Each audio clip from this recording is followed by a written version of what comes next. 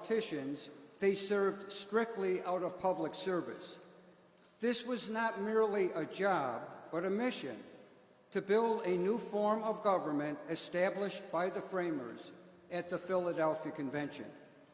The compensation back then was an unbelievable $6 for each day work. So we sit here in our gym on Kenmore Avenue at our beloved St. Joe's, 231 years later, to continue the proud tradition of political debates for public office. Public forums were a mainstay in the early years of our nation, but often have been replaced by slick campaign commercials, sound bites that tell us virtually nothing about our candidates. However, this morning, we have the opportunity to hear firsthand from the candidates their political beliefs and vision for the 27th Congressional District. This year, our nation will not only be electing the President of the United States, but the entire 435 members of the House of Representatives. St. Joe's is pleased to host a debate among the three candidates that are on the ballot for the 27th Congressional District. That is also the number of congressmen representing our state. I would like to extend my appreciation to each of the candidates for agreeing to debate here at St. Joe's. They do so voluntarily and help us to continue our tradition, sponsoring political debates for over 35 years. At this time, I would like to call my colleague from the History Department, Mr. Pat McHale, who will now introduce each candidate. Mr. McHale.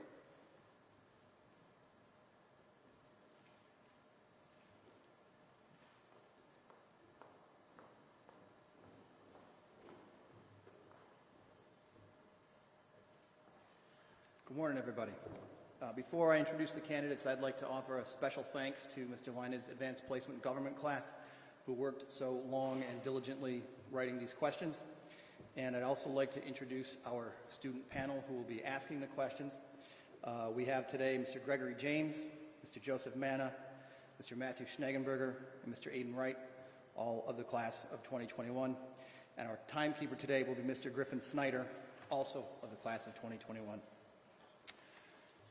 The Libertarian candidate is Mr. Dwayne Whitmer. Mr. Whitmer is a tax accountant in Hamburg who started his own successful firm serving small businesses from around Western New York. He is also the chair of the Erie County Libertarian Party and a Second Amendment activist. He has a degree in accounting from Fredonia State University, where he was a star 400-meter hurdler. He was a four-sport athlete at Franklinville Central High. He currently plays club soccer and volleyball. The Republican candidate and incumbent is Mr. Chris Jacobs. Mr. Jacobs sits on the Agriculture and Budget Standing Committees. Prior to being elected to Congress, he served in the New York State Senate and as Erie County Clerk. As County Clerk, he is credited with building the Clerk's Thank a Vet program, which is the largest discount program of its kind in the state. Mr. Jacobs is the founder and owner of Avalon Development.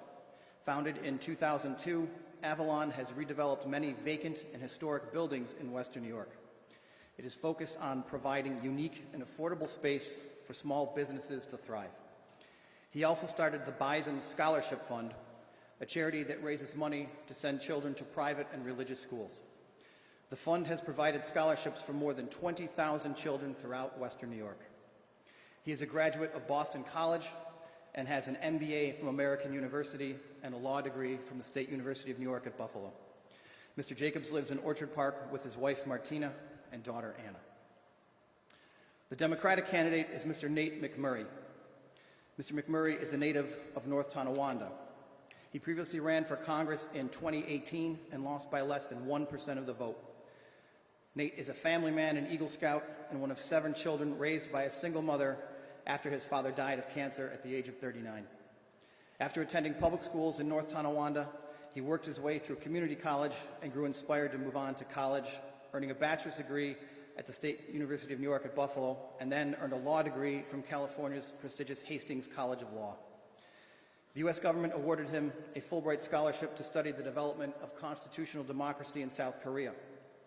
His academic successes led to a position in private law practice where he ably represented U.S. business interests in Asia.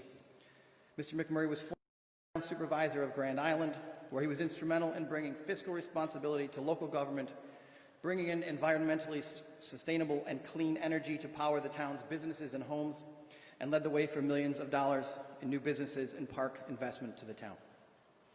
Gentlemen, thank you very much for coming. We appreciate your time today. Good luck.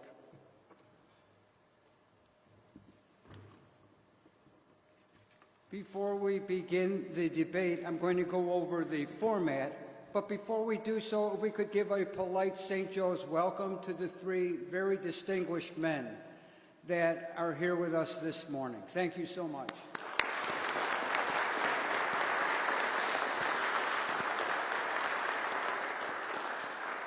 The format for the debate will be as follows. Each candidate will be given 2 minutes for an opening statement. Before the debate, each candidate drew a card to determine the order in which they will address the student body. Each candidate will then receive an open-ended question from me at the start and conclusion of the debate. Each candidate will be given 1.5 minutes to respond, and there will be no rebuttal.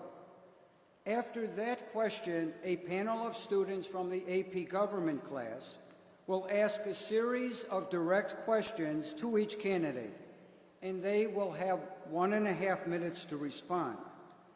After each direct question, each candidate will have a 45-second rebuttal.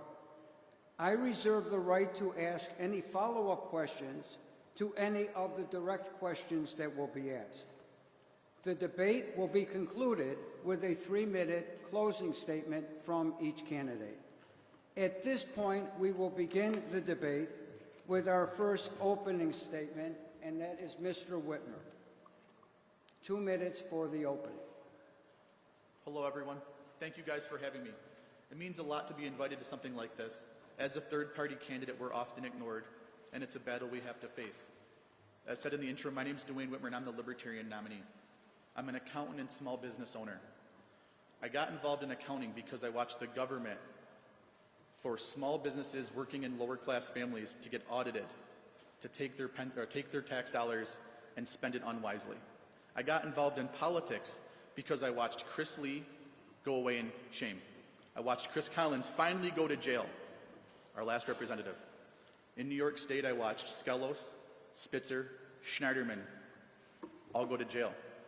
These people want more control of your life. They want to tell you how to live your life. They want to tell you how to think, how to act, what to do. They can't control their own lives. We elect people that can't be in public. Literally, they're going to jail. Yet we give them more power, more control. I don't believe that's the case. I believe the solution is more control over your own body, your own decision making.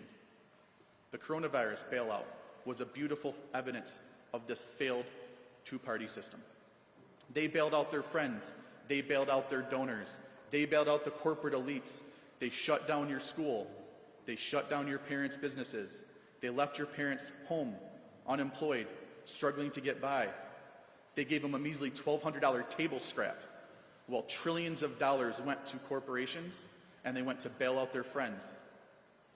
They devastated your school year so their friends can get paid. I decided we need to start fighting. They're going to tell you this is the most important election of our lifetime. Every election is the most important election of our lifetime. If that's the case, how can we vote for the same two parties that have put us on the brink of a civil war? It's time for something different. It's time for change. It's time to send a message that we're done being a pawn. Thank you guys for having me. I appreciate it. Thank you. Thank you. Mr. Jacobs, your opening statement, please. Thank you very much. I'd like to first thank Ted Lina and the students here at St. Joe's and St. Joe's Collegiate Institute for having this event again this year. From what you've done over the years and the students' conduct here and questions, really the St. Joe's debate has become the gold standard of debates in the election cycle as we move towards November 3rd. It's great to be back here at St. Joe's. I've been here many a time in the past, a long time ago, for sporting events when I was in high school and dances here, I think, right here. With public disclosure, I did attend the other Catholic school down the street on Delaware Avenue, but a little consolation, hopefully a little credibility. My father was a graduate, proud graduate of St. Joe's Collegiate Institute. I played football here on some championship teams and really credited his time here at St. Joe's in the classroom and on the field as so formative to his decision to go into public service as a physician in our area. I've been in the Congress for several months now and been very busy getting the offices back open. When I announced a year and a half ago to run, I said this district deserved full representation and it wasn't getting it. I realized how bad it was when I got into office. All the offices had been closed, all the employees and the congressional staff let go.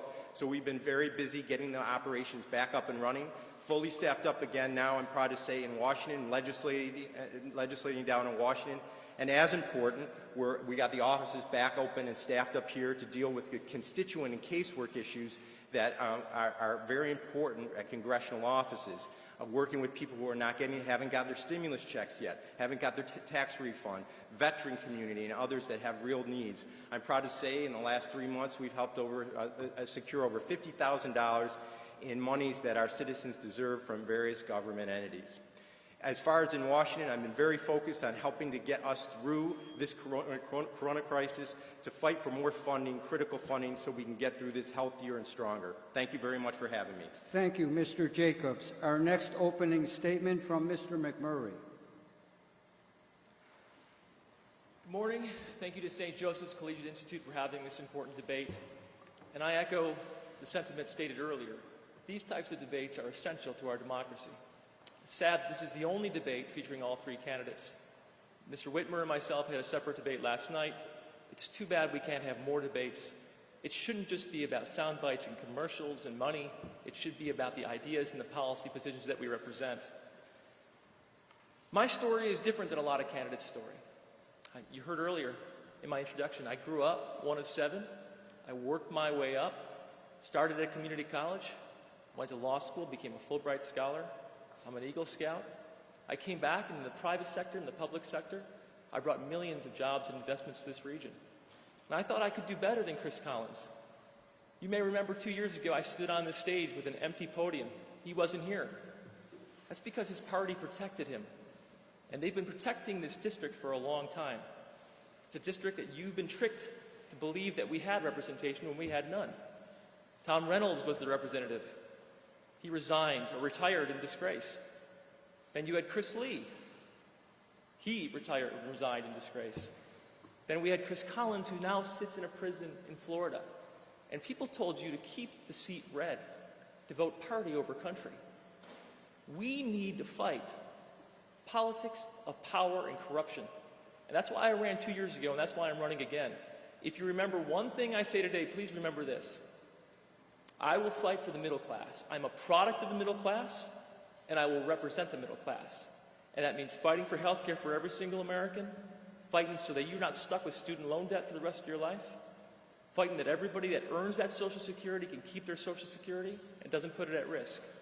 Again, I'm backed by almost every major labor union, the United Auto Workers, the teachers, the nurses, the AFL-CIO, and I'll fight for the middle class. Thank you very much, Mr. McMurray. I will begin the first round of questions with one of my own. We'll begin with Mr. Whitmer, and each candidate will have, as I said earlier, 1.5 minutes to respond, and there will be no rebuttal. As each of you are aware, the COVID-19 pandemic has had a major impact on the world, our nation, our state, and our school. In March of this year, St. Joe's, along with all the schools in our county, were forced to close due to an order issued by our governor. Churches, restaurants, malls, and most establishments were also closed. This shutdown, as you know, had a major impact on our economy in this county and this state. During this year's presidential campaign, this has become a major political issue. Do you believe the President has done a good job handling this health crisis? And is the current state of the economy a presidential problem as well? Mr. Whitmer. The National Libertarian Party actually did a town hall in March. There was a test kit pending FDA approval for 60 days at the height of the coronavirus pandemic. But we couldn't get FDA approval because of overbearing regulations and overbearing issues. So what instead happened was Governor Cuomo panicked. Chris Jacobs voted to give him executive power to allow him to shut down your church, your school, your business, your school, ruin your childhood. So what happened was, yes, the federal government failed, Governor Cuomo failed, the government has failed. It's because they don't have solutions.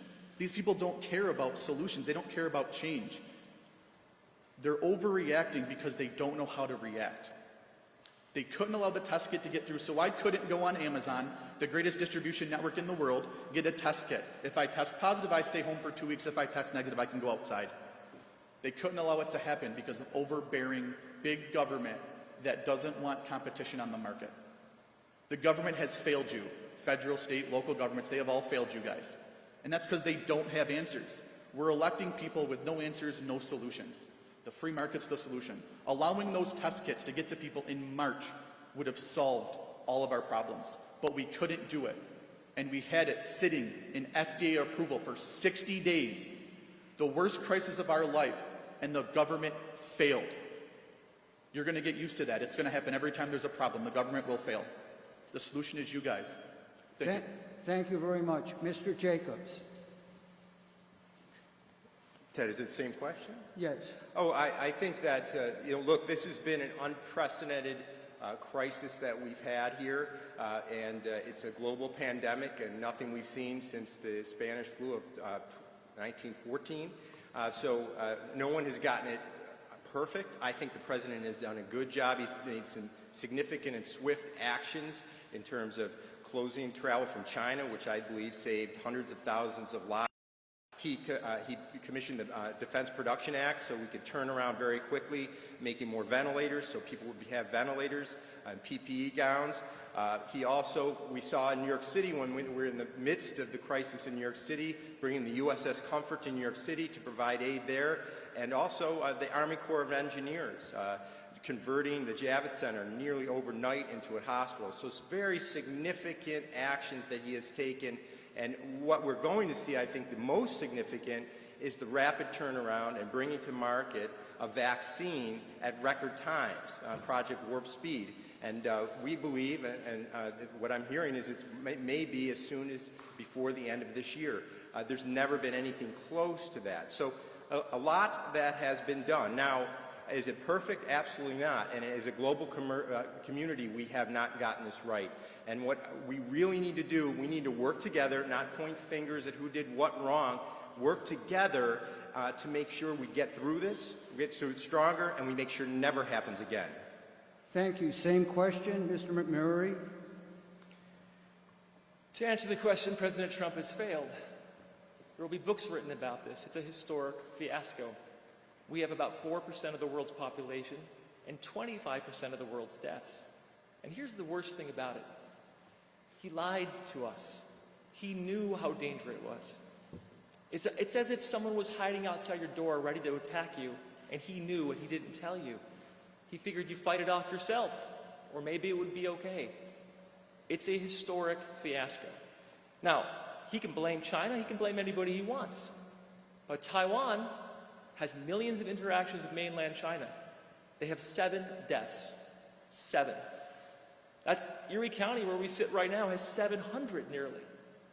And it's just not Taiwan. Look at other countries, New Zealand, South Korea, so many other countries that are using people trained in our schools and our technology to overcome the virus, to test, track, and trace. For months now, Mr. Jacobs is making excuses for President Trump. President Trump has been saying it's going to disappear. When there was 11 infections, he said, oh, it's going to disappear soon. It'll disappear in April. Now, thank goodness, St. Joseph Collegiate Institute is asking us to wear masks, unlike the event that Mr. Jacobs attended at the White House, where so few people wore masks. And these events that we're seeing across the country where President Trump says, we want it over. Of course we want it over. But the only way you overcome challenges that are real is by taking steps to overcome them. And it's been a failure. Thank you very much. We will now begin our panel questions.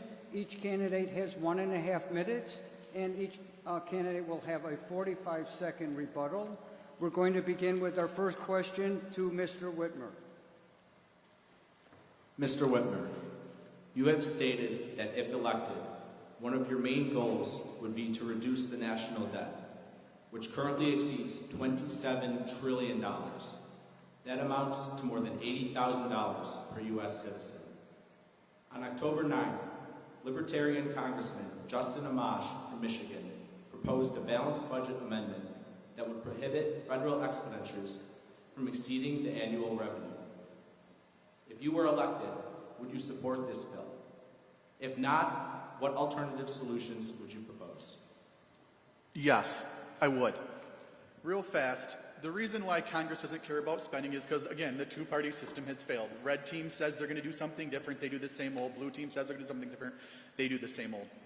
The easiest way to trim the deficit, the debt which you guys will be paying, so it's your futures that are going to be paying back our debt that 65-year-old congressman racked up. Simple. End the foreign wars. We spend almost $1 trillion on offense spending, not defense spending. We're not getting invaded thanks to the Second Amendment. It's offense spending. We end the foreign wars, we bring our troops home, we can save almost $1 trillion. We cut foreign aid, we can balance the budget no problem. I think it's time we start sending some accountants to DC who know how to balance a budget, not with funny money and fake numbers, but with actual hard data. Ending the foreign war solves $1 trillion. Ending corporate subsidies saves billions of dollars. Cutting programs such as the ATF, the DEA, saves hundreds of billions of dollars. Right now, the government is a beautifully done jobs program. We have so many agencies that we do not need. Their job is to do nothing but enforce unconstitutional and victimless crimes. So yes, to answer the question and make it longer, yes, I support that budget, or yes, I support the bill, and there are easily things we can do, but it's going to take us fighting and actually angering some of the donors. Defense loves to donate to Republicans to get more war, as evidenced by the war in Iraq, where Halliburton made $1 billion and Dick Cheney profited off the deaths of my friends and family. So yes, I support that bill. Thank you. Your rebuttal, Mr. Jacobs.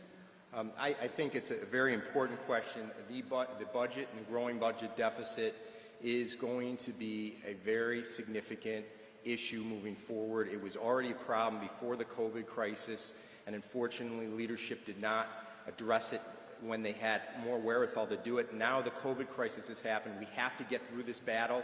We need the resources to keep our economy going during this battle. But after we get through COVID, a major priority will be a task of bringing down this deficit so the students here and your kids will not be saddled with insurmountable debt because of irresponsible activities of this government.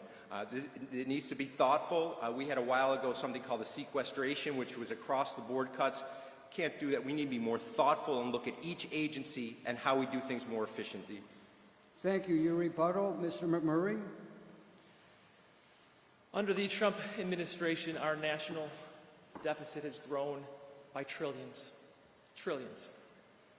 Our trade deficit has grown to the largest amount ever, to $600 billion.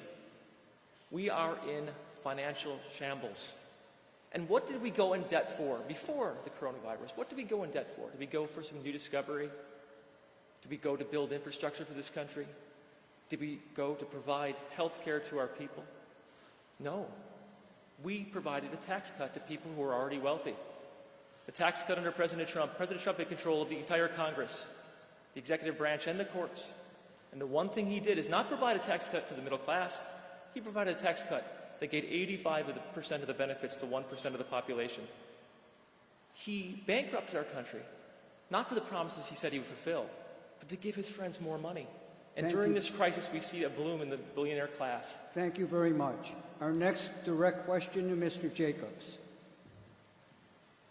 Mr. Jacobs, the president made immigration a major issue in his 2016 campaign and has in his re-election campaign as well.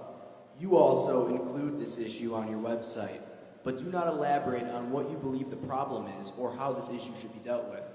By all accounts, this is a complex issue and involves approximately 14 million undocumented immigrants living in the United States. The issue is multifaceted in that it deals with border security, the dreamers, what to do with the millions of immigrants already here, and a possible pathway to legal status and citizenship. What are you most concerned with, and how do you plan on dealing with this issue? You know, as I remember when President Bill Clinton was speaking at one of his State of the Unions, he said, you know, we are a nation of immigrants, but we are also a nation of laws. And that's really what I believe. You know, when I was county clerk, I attended every month, because we did passports for new citizens, every month I would go to the federal courthouse for the naturalization ceremony of new American citizens. And if folks have never been to one, I'd encourage you to do it. It's a very, very inspiring event. And every month in Buffalo, New York, downtown, hundreds of immigrants are becoming citizens. And actually my wife, who's an immigrant, became one a couple years ago. And they worked hard through the process and did it legally. That's how I believe our immigration should go. And I think everybody should play by the rules. In regards to the southern border, I did travel down to the southern border. We do have a crisis on the southern border with illegal immigration, with child trafficking down there, with drug trafficking. And I met with Border Customs Patrol down there. They are decent people who care deeply about the humanity that is going down there, but they say we need to secure this border for everyone's sake. We do need comprehensive immigration reform. We need, the dreamers need to be, have a pathway to become citizens. Also, I would just mention a big issue in the 27th Congressional District is making sure we have migrant visas for non-seasonal, like dairy. It's a big issue and one that needs to be tackled. Thank you, Mr. Jacobs. Rebuttal, Mr. McMurray. Mr. Jacobs sounds very different today than he did a few months ago, when he was running commercials, vilifying immigrants, showing pictures of a wall and how tough he was driving around in a truck. It's a very different story today. Look at, we have to secure our borders. We have to keep people safe. But this is a country of immigrants. All of us come from immigrants. And we have to understand that there has to be comprehensive immigration reform. NY-27 is an area with plummeting population rates. It's a place that we need migrant workers. And our farmers have been asking for immigration reform to the people I talked about earlier, Collins, well now to Jacobs, and to Collins, and to Lee, and to Reynolds, for generations. But instead of doing anything about it, they gave in to bigotry and hate to get people angry, to get your vote. Thank you. Your rebuttal, Mr. Whitmer? Where people and services don't cross borders, soldiers do. I want people from all over the world to come to Western New York, eat our beef and weck, eat our chicken wings. You guys can charge $10 and give them a tour of the school. I think that's wonderful. We need to allow free immigration. We need to allow an easy pass type immigration where if you're certified in another country, let them come here, let them spend their money here, let them go back home. I'm okay with that. As far as the southern border, end the war on drugs. It takes the power from the cartel. We stop locking up African American people for victimless crimes. It stops the power of the cartel and allows Mexico to take their country back. They don't need to come here as often. Ending the power of the cartel, they stop sending their drugs here, secures the southern border. It's a problem solved. We need real solutions. We don't need party line bias. We don't need party line agenda. We need real solutions, and there they are.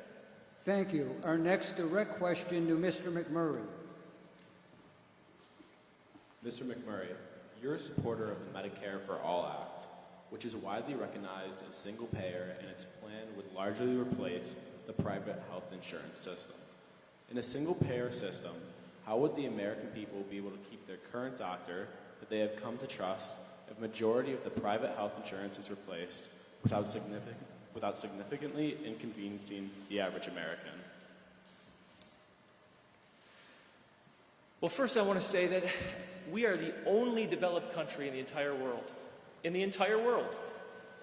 that does not have universal care. The only country that's a developed country in the entire world that does not provide universal care. We have the most expensive system with some of the worst results. And we can see how tragic that is right now in the height of this pandemic. I promise, and I say this with all fervent, the full commitment of my heart, that when I go to Washington, my number one goal is to make sure every family in Western New York has health care. No exceptions. Now, single payer is not socialized health care. In the UK, you have socialized health care.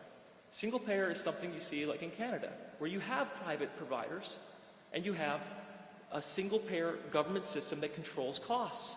That's why you have lower healthcare costs in Canada than the United States. Lower drug costs, lower pharmaceutical costs. I'm not about denying you care or the care you want. I'm making sure that every single American has care. And I'm willing to work with people like President Biden on options to get us there, but hopefully President Biden, but whoever is in the office, to get us there. What I'm not willing to do is accept what we have today, which is ludicrous, where we have people literally dying in the most wealthy country in the world, being denied care. So many of our people, the only care they can get is emergency care at urgent centers in the wealthiest country in the world. How is that acceptable? It's not acceptable.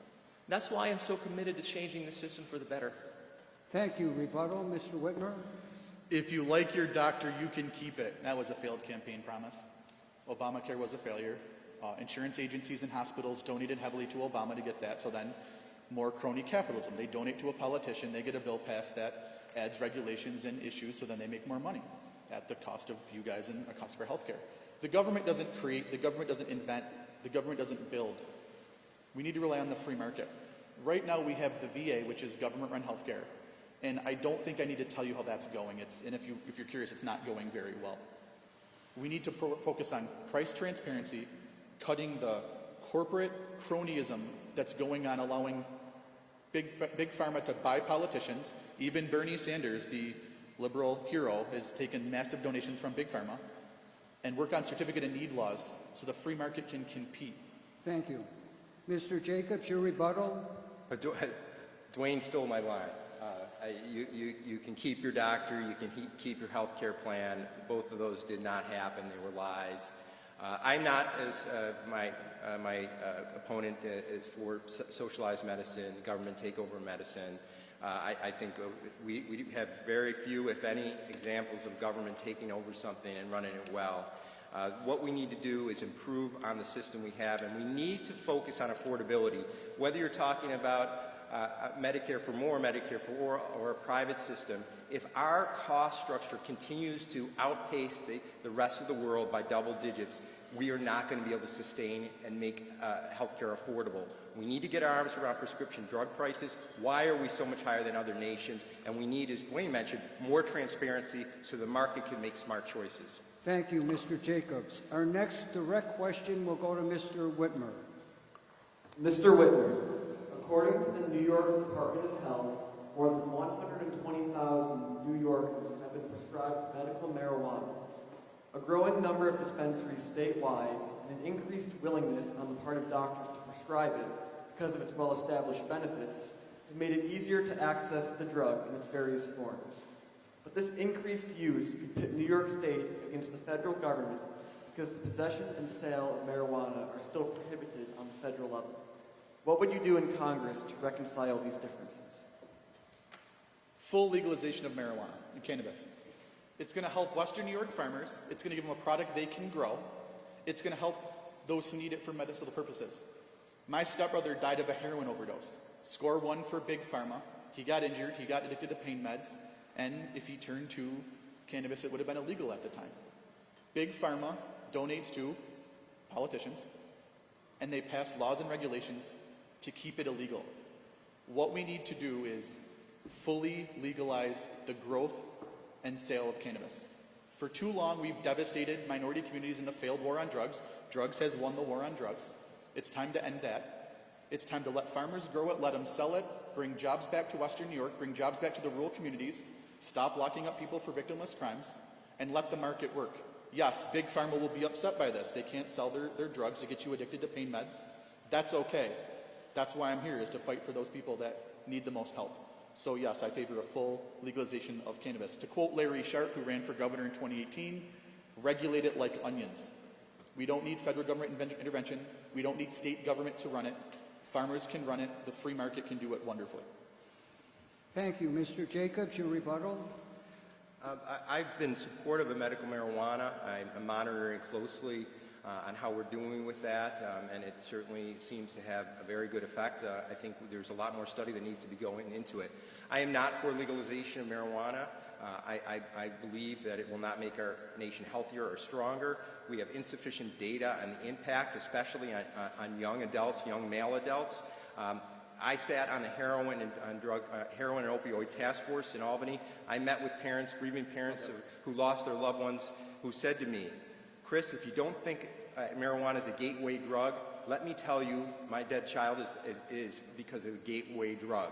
So we need to be very aware of that. And when we talk about big pharma, you know who's pushing legalization of marijuana? Big tobacco. So that should be a red flag on that issue. Thank you. Mr. McMurray, your rebuttal. Legalize marijuana, full stop. It's about time. It would help our farms. We should do it immediately. But I want to go back to the previous question while I have time. We talked about the Affordable Care Act. People said all those scare tactics about it, but it's very popular. Mr. Jacobs signed on to funding lawsuits to take away pre-existing conditions protections that are part of the Affordable Care Act. That's one of the things he did when he was in Congress for just 3 months. That was one of his priorities. He can run away from that record. That's what he did. Beyond that, single payer in Canada is very popular. And has anybody under Obamacare, how many of you have lost your doctors or are unable to go to the hospital you want to go to? They use these scare tactics to make you think you're not worthy of care.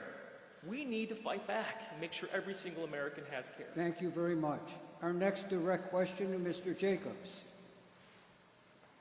Mr. Jacobs, when asked the question, do you think our country has gone far enough in giving black people equal rights? A 2019 Pew Center poll found that 37% of white respondents answered no, while 78% of black respondents said no, a difference of more than 40 points. That was before the events of this year, which saw the greatest racial unrest in this country since the 1960s. The leader of your party has, on several occasions, said that systemic racism is not a concern in the United States, despite the lived experience of so many people of color in this country. Do you agree that systemic racism is not a serious concern, or do you think we need to do more as a nation?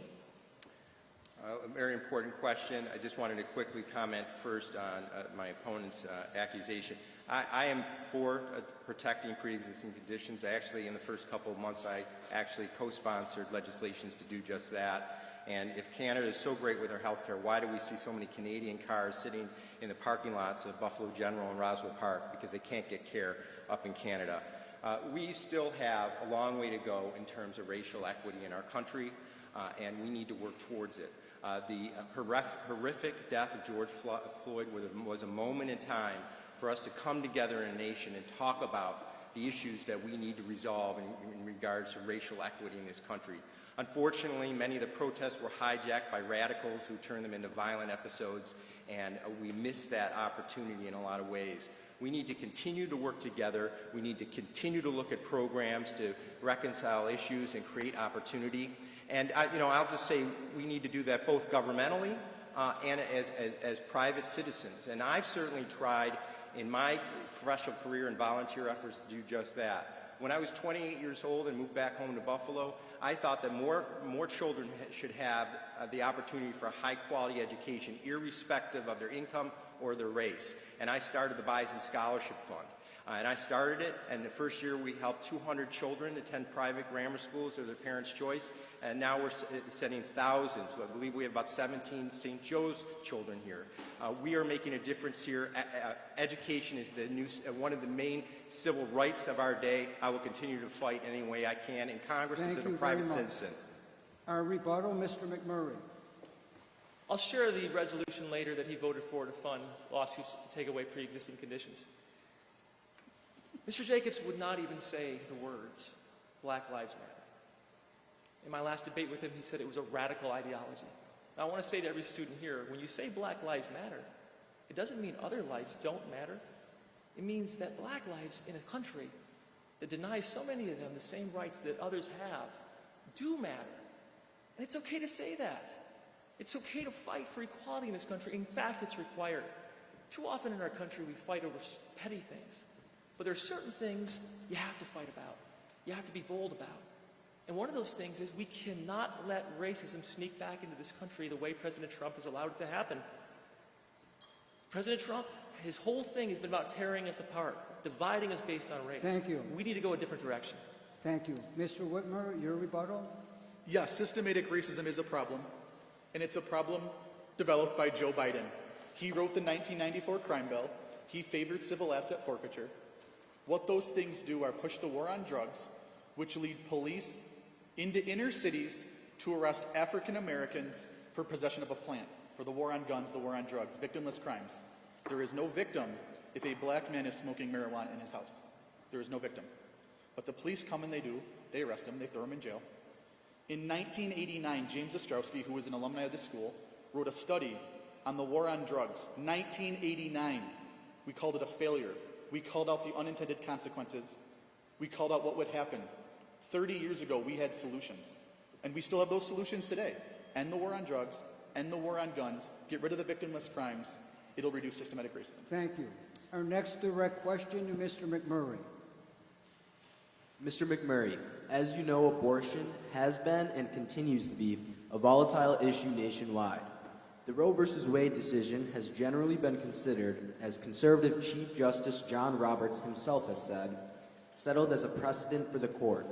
However, the nomination of the very publicly pro-life Amy Coney Barrett suggests this may no longer be the case.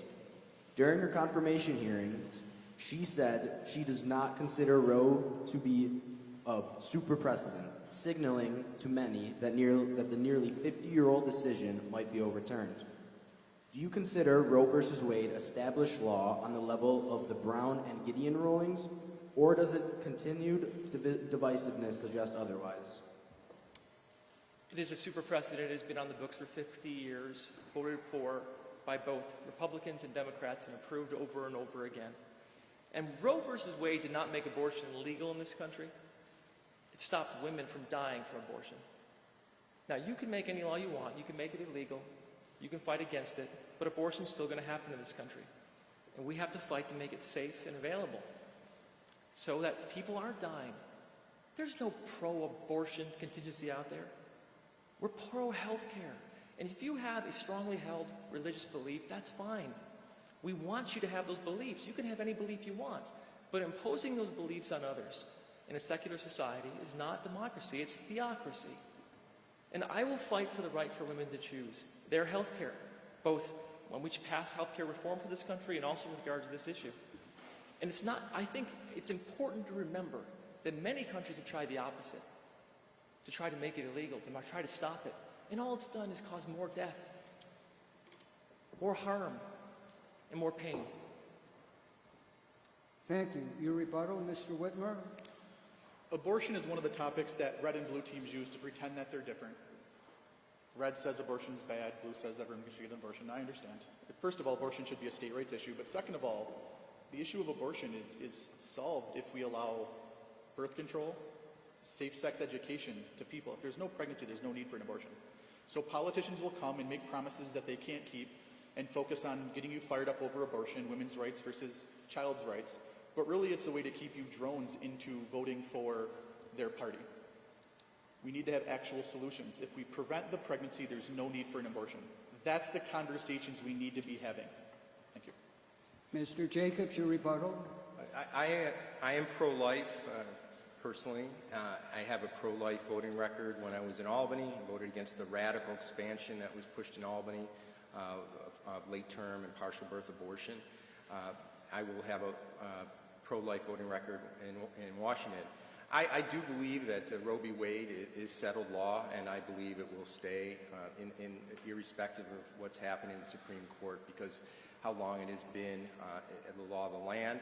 As Dwayne mentioned in terms of state rights, though, even if Roe v. Wade was changed, overturned, it would, for instance, New York State would still have abortion legally. But I believe that Roe v. Wade will still be here. I think that to decrease abortions, we should also focus on things and making it easier for people to adopt, that they have other options as opposed to abortions. Thank you. Our next direct question to Mr. Whitmer.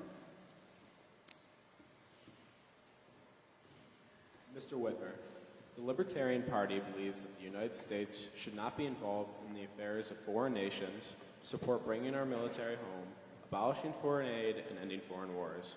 While the U.S. is the world's sole hyperpower, both Russia and China have increasingly sought to increase their spheres of influence. What, if any, role do you believe the United States should have when it comes to intervening in foreign affairs? And what repercussions do you think would follow if the United States were to follow any policy of isolationism? The foreign wars are another example of government not knowing what to do. They see a problem, they send the military in, and they don't care about unintended consequences. If they had answers, the war in Iraq would have been over. We wouldn't see fathers and sons serving in the same war at the same time. Yes, I favor bringing our troops home. I favor having a strong military and using it when it's absolutely necessary. If people are at risk, we can step in. If they're being invaded, we can step in. But we can't run our own country right now. We're not the guidance counselors of the world. We can let them settle their differences.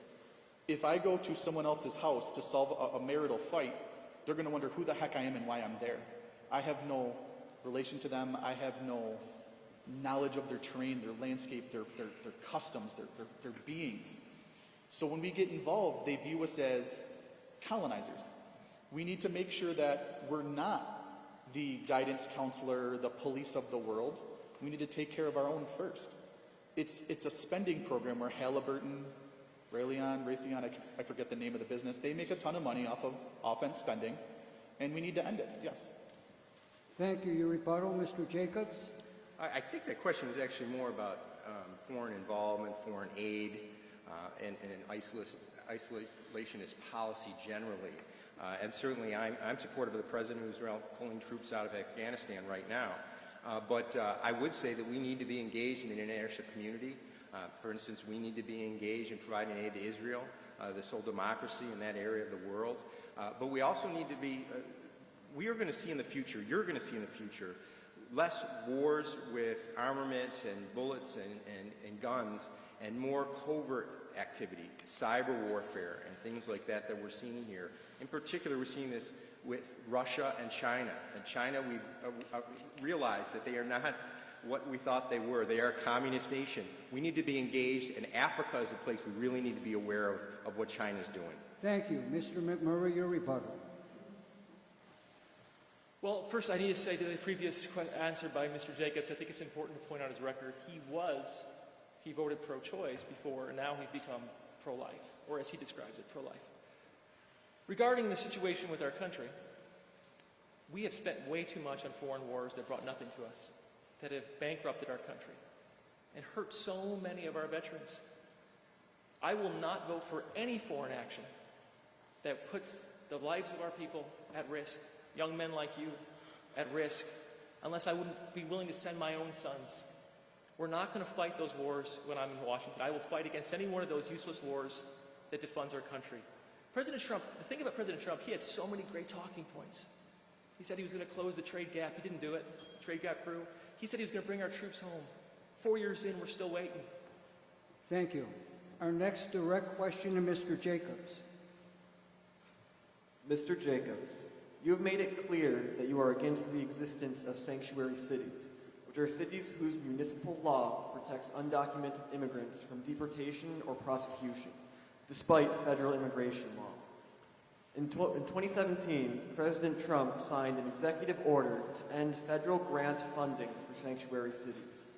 This executive order was struck down by the 9th U.S. Circuit Court of Appeals, but was recently upheld by the 2nd U.S. Circuit Court of Appeals in Manhattan. Do you believe that executive order is constitutional? And if so, in districts where the executive order has been struck down, what other strategies would you suggest the federal government use to coerce sanctuary cities into complying with the order? Well, it's a good question. I will let the courts decide the issue of the executive order, but I will say, unlike my opponent Amy Murray, I am not for sanctuary cities. I'm not for condoning lawlessness, and I believe that we have to all abide by the laws, all the laws. And we have seen over the last number of months between radical decisions that were made at the state level in regards to bail reform, and then what we've seen in the defund police movement, as a rampant acceleration of lawlessness in our communities and a disrespect for the laws.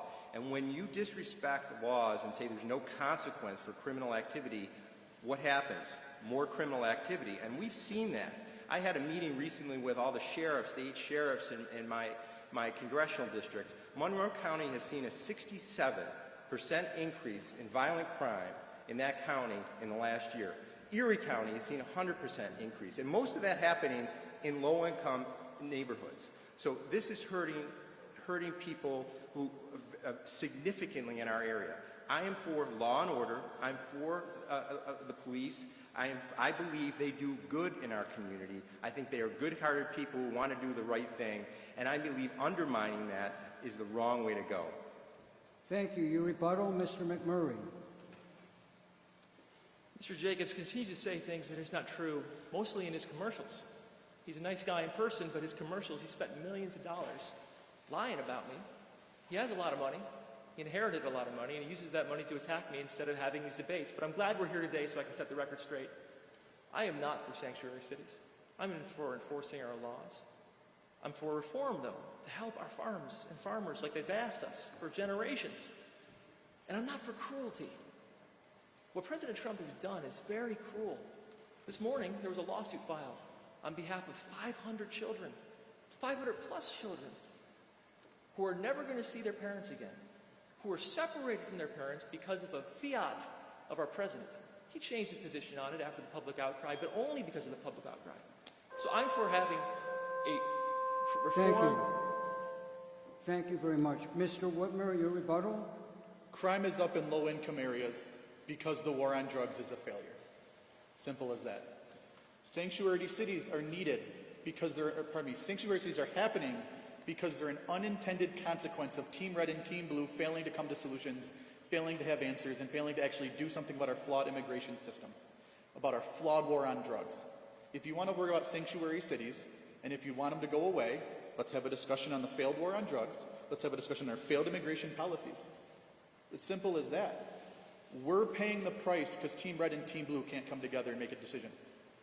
Thank you. Due to time constraints, I'm going to ask Mr. McMurray one more direct question with rebuttals because I wanted each candidate to have the same number of direct questions. Then I have a brief question to ask each candidate, and then we'll conclude with closing remarks. Next, direct question to Mr. McMurray, please. Mr. McMurray, in September 2019, a previous congressman from the 27th District resigned his seat and has been convicted of a federal crime.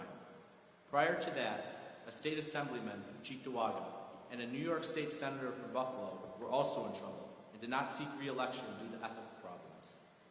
At least 7 close associates or advisors to the current administration have been charged with or convicted of state and federal crimes. This appears to be an ongoing problem with government officials, both elected and appointed at all levels.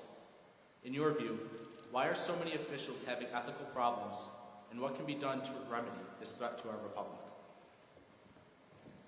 It's because the machine is broken. 2 years ago when I fought against Chris Collins, it was not easy. It was miserable. People attacked me. They spent millions of dollars in commercials to humiliate me. And they did that to defend their power, not to defend him so much, but to defend the power of their party machine. Today, to Mr. Whitmer's comments, there is a problem with a two-party system, but there's also a problem with power versus no power in our society. And there's groups that will fight for everything. They told people to keep the seat red. And people like Mr. Jacobs, who's been a politician for most of his adult life, he was silent. When it was very clear the ethical problems of Mr. Collins, Mr. Jacobs was nowhere to be seen, hiding out, as were so many others who literally campaigned against me during that time. Now, I'm an Eagle Scout. I never stole a pack of gum. And I am going to fight to clean up Washington when I get there. But the problem is too many career politicians, a party machine that defends its own, and too many people who say, put the party over the country. And what I'm asking you guys today is to vote independently. Think for yourself. Fight for yourself. Research the issues. Make sure that we have that change, that we have a representative democracy, because the people of this region are good, and they deserve leaders that are good. Thank you. Mr. Whitmer, your rebuttal? Like the people you mentioned, and like the people I mentioned in my opening statement, Skello, Schneiderman, Spitzer, politicians across the country all the time are getting taken out of office, thrown in jail, because they're unable to lead their own lives. But because the two-party system has been in control for almost forever, they have no incentive to run better candidates. They have no incentive to listen to the voters. This is why we need more than two options. This is why I ran. Because the two-party system has, again, failed us. They elect criminals, they do criminal things, they go to jail, and their party keeps winning. Chris Lee, Chris Collins. We need to start putting better people in office. We need to start being not afraid to, quote, waste your vote on a third party. We need to send the message that we're upset, we're disappointed in our leadership, the failures they've led to us to, and start voting third party. Thank you. Your rebuttal, Mr. Jacobs. If you want to bring ethics to Washington, you need to send people with ethics to Washington. And I will put my record of public service as an ethical public service with integrity forward to the voter, and I believe they will believe that I see that I have been an ethical elected official. I would also say I've tried to be a reformer. First bill I introduced in Albany was term limits. We have too many career politicians. Secondly, I supported co-sponsored legislation to strip pensions from any politician who was convicted of corruption. Third, I ended golden parachutes for people like water authorities and sewer authorities. We need to do what we can to make sure that we operate cleanly and the voters, again, believe in the system and those they vote into office. Thank you very much. I would like to ask one last question of each candidate, and just put 1 minute on the clock due to time. I would like to ask each candidate, as you know, we are going to be electing a president in a few short weeks. Do you support your party's nominee, and why? We'll begin with Mr. Whitmer. The Libertarian Party nominated Jo Jorgensen, and I absolutely support her. 2016, Hillary Clinton had the chance to be the first female president, and she came up short. And now in 2020, we have the chance to elect the first female president, a psychologist, a business owner, a successful business owner, no bankruptcies, successful business owner, and an educator at Clemson. I 100% support Jo Jorgensen. I look forward to voting for her. In New York State, Albany has done a great job of trying to suppress third parties. We now need 130,000 votes, or 2%, which is ever more, because Team Red and Blue don't want competition. They want to make sure that they continue to keep the power that they have over you guys. So I support Jo Jorgensen. I look forward to voting for her on November 3rd, and I would encourage you guys, since Biden's going to win this state anyways, send a message to Albany that third parties are necessary. Vote for Jo Jorgensen. Help us keep ballot access so people like me can come and tell you the government's a failure. Thank you. Thank you, Mr. Jacobs. Yes, I support President Trump for re-election. I think his national policies, his major policies have been very good for this nation. They overhauled the tax code, which has generated the most robust job-creating economy in decades, standing up for America on the international stage, making NATO pay their fair share, renegotiating trade deals that are for the first time pro-American, like the new USMCA, and also the integrity that he's brought in terms of reforming a lot of divisions in government. I would also say I'm very concerned about Joe Biden's inability to say he will not pack the Supreme Court. And my opponent has said he packed the hell out of the Supreme Court. That would be devastating to our democracy, the independence of the various branches of government, and undermine the integrity of the democratic process. Thank you, Mr. McMurray. I think it's damning for Mr. Jacobs to stand up here and to praise President Trump, given the situation in our country today, especially the economy. The economy is in a devastated state. But I want to talk about Vice President Biden for a second. 2 years ago, he came to visit me. He was not a candidate. He was a guy who just came at the airport. My brother picked him up. We spent the day campaigning together. He fought against Chris Collins when a lot of people wouldn't. Let me tell you, he's not perfect. He and I don't agree on everything. But he's a good man. He's a kind man.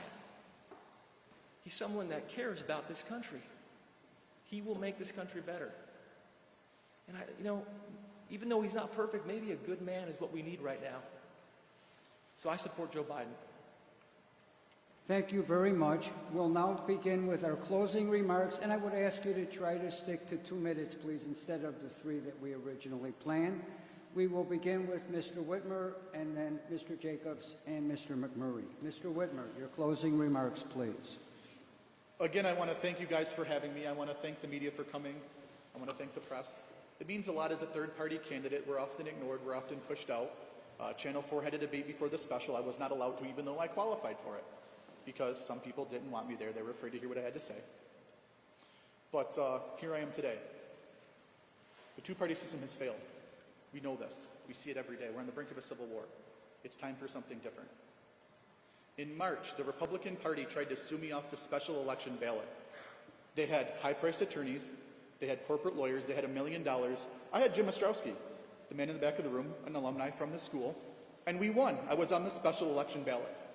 Andrew Cuomo ruined my campaign. I can't campaign when everything's shut down, which Chris Jacobs voted to give Andrew Cuomo executive power. But that's okay. I was on the special election ballot, and I build off that.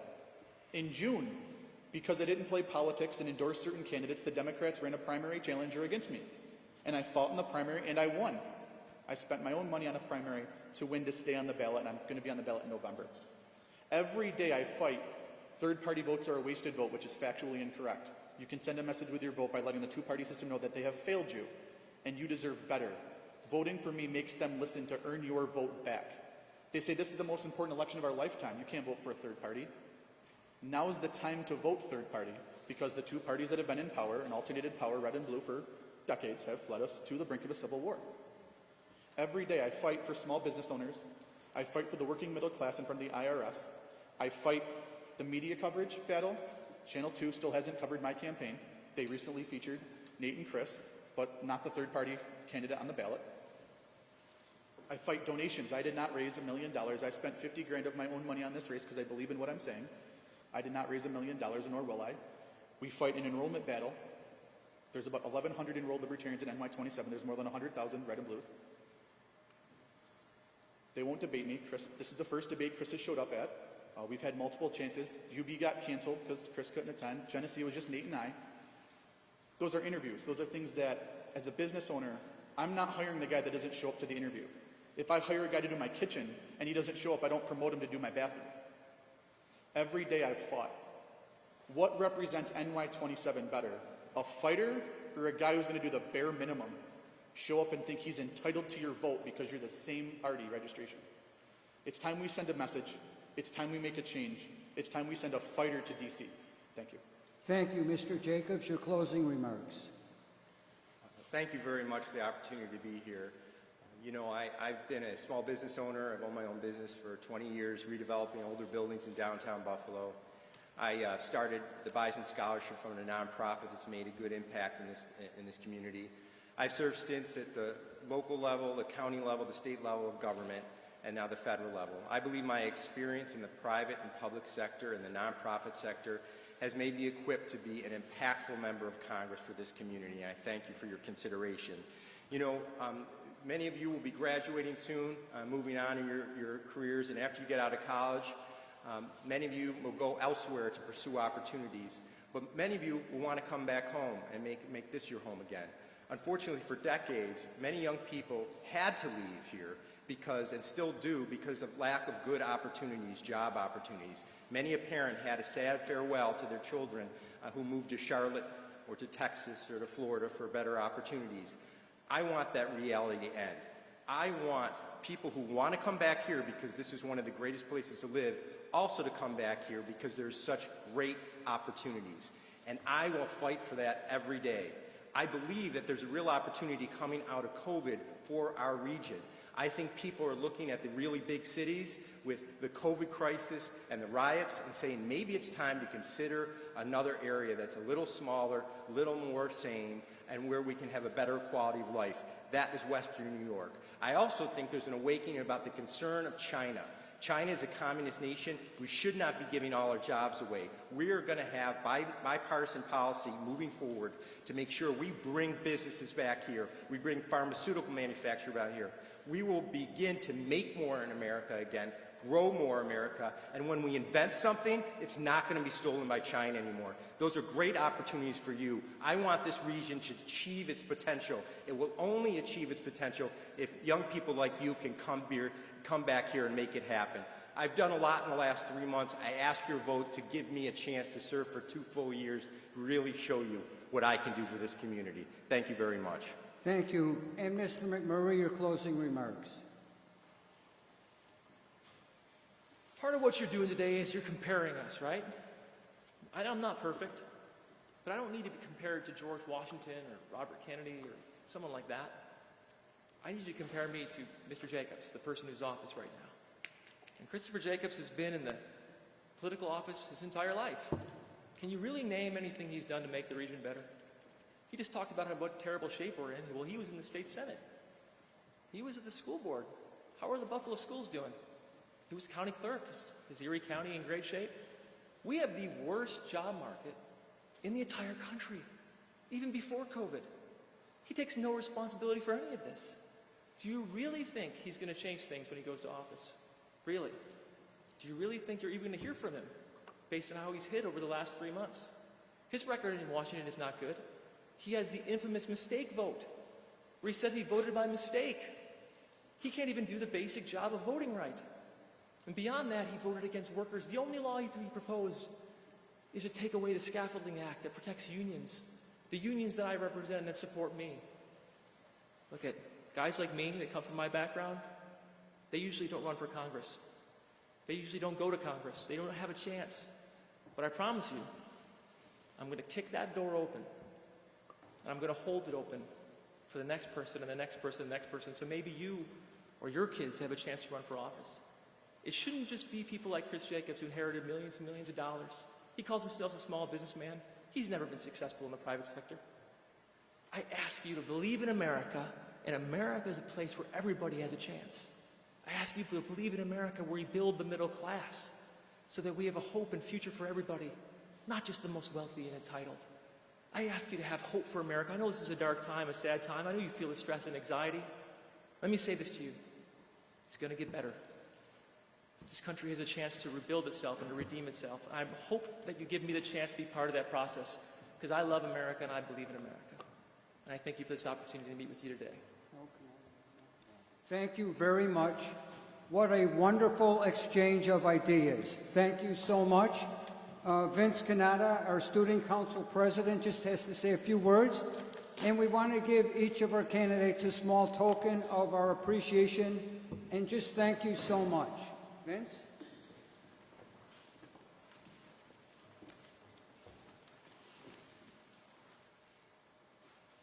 Good morning.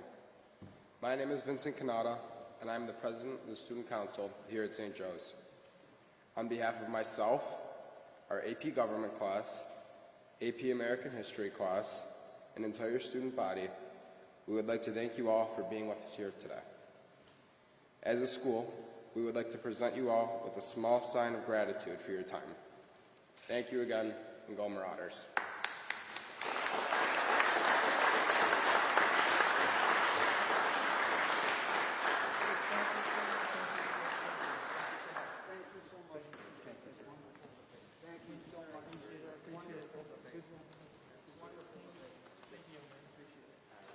Thank you, everybody.